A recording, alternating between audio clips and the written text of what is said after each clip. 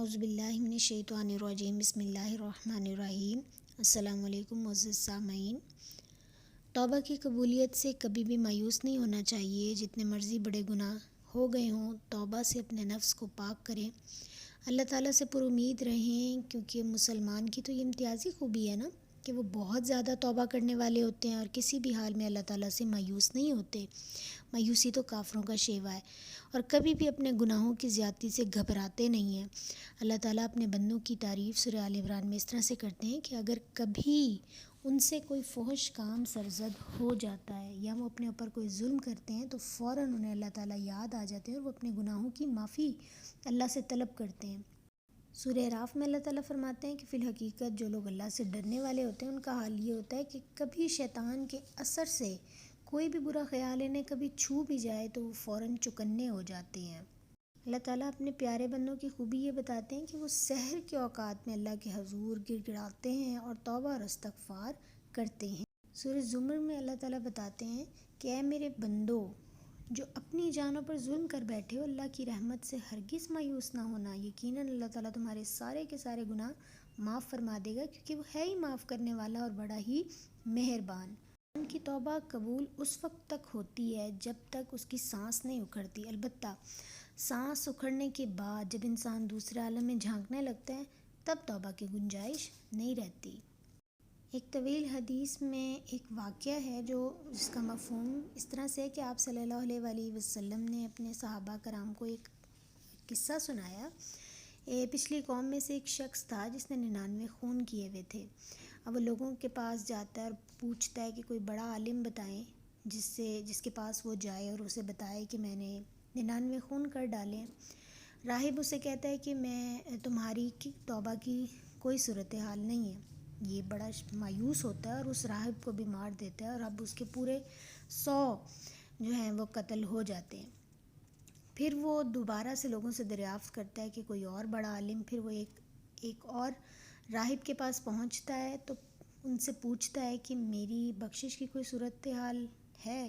راہب کہتا ہے کہ کیوں نہیں، تمہارے اور تمہاری توبہ کے درمیان تو کوئی بھی چیز رکاوٹ نہیں ہے۔ ہاں، تم ایسا کرو کہ کسی فلاں ملک میں جاؤ اور وہاں اللہ کے بندے ہیں برگزیدہ، وہ اللہ کی عبادت میں مصروف ہیں، تم بھی ان کے ساتھ عبادت میں لگو، پھر لیکن اپنے وطن کبھی واپس نہ آنا، کیونکہ یہ جگہ اب دینی لحاظ سے تمہارے لیے مناسب نہیں۔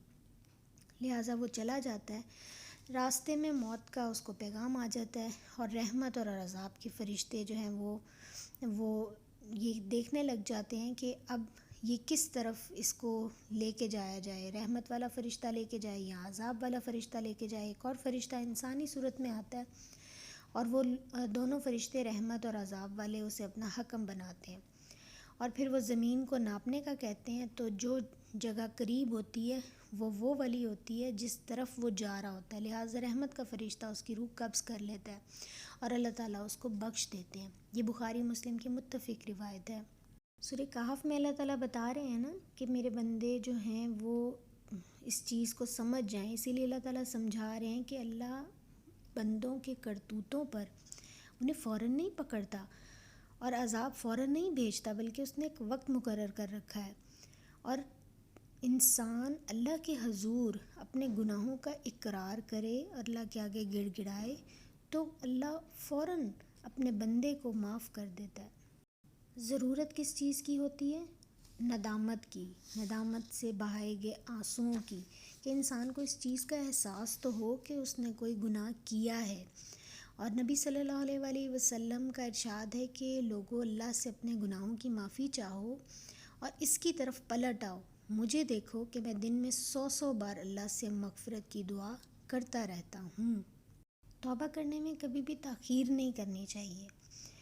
کسی کو کیا معلوم کہ مہلت عمل کب ختم ہو جائے، اور اللہ سورہ تحریم میں فرماتے ہیں کہ اے مومنو، اللہ کے آگے سچی اور خالص توبہ کرو، یعنی جو اللہ کو مطلوب ہے وہ توبۃ نصوحہ ہے۔ یہ نہیں کہ آج کو توبہ کی اور کل پھر سے وہی کام، آج توبہ اور کل پھر وہی کام۔ توبہ کے کچھ اجزاء ہیں کہ انسان واقعی اپنے گناہوں کے احساس سے شرمسار ہو، آئندہ گناہ سے بچنے کا پختہ عزم بھی ہو، اپنی زندگی کو سنوارنے اور سدھارنے کی فکر ہو اور اس میں سرگرم ہو جائے، اور چوتھا جز یہ ہے کہ بندے کا حق ادا کرے، یعنی اگر اس نے کسی انسان کے ساتھ زیادتی کی ہے تو اس انسان سے بھی معافی مانگی جائے۔